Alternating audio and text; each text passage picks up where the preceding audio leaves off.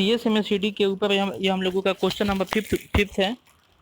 पिछले क्वेश्चन में हमने क्वेश्चन नंबर 4 देखा था, ये क्वेश्चन नंबर 5 है।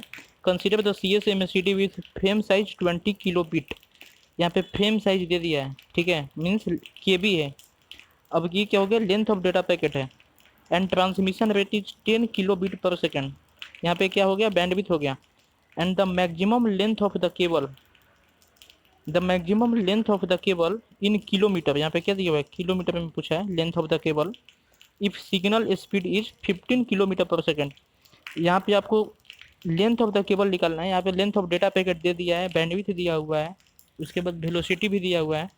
तो आपको लेंथ ऑफ द केबल निकालना है, ठीक है। तो आप सेम फार्मूले का यूज करोगे।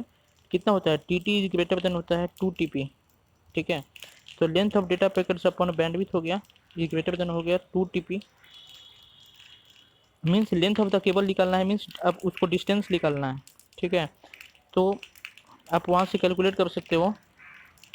कितना हो गया आपका, length upon data packet upon bandwidth कितना हो गया, 2TP। अब TP हो गया आपका डिस्टेंस अपॉन वेलोसिटी, ठीक है। तो डिस्टेंस अपॉन वेलोसिटी आपको, तो आपका डिस्टेंस कितना हो गया, डिस्टेंस हो गया, डिस्टेंस जो है वो आपका लेस देन और इक्वल टू होना चाहिए length by bandwidth into 2 into velocity. ये यहाँ पे ऊपर जाएगा और यहाँ पे नीचे आएगा, ठीक है। तो लेंथ इंटू वेलोसिटी अपन bandwidth into T, length into velocity अपन 2 बीट।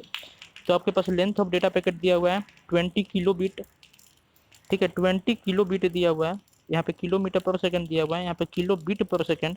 तो आपको यूनिट का कैलकुलेशन के टाइम पे जो यूनिट है उसका ध्यान रखना है। तो यहाँ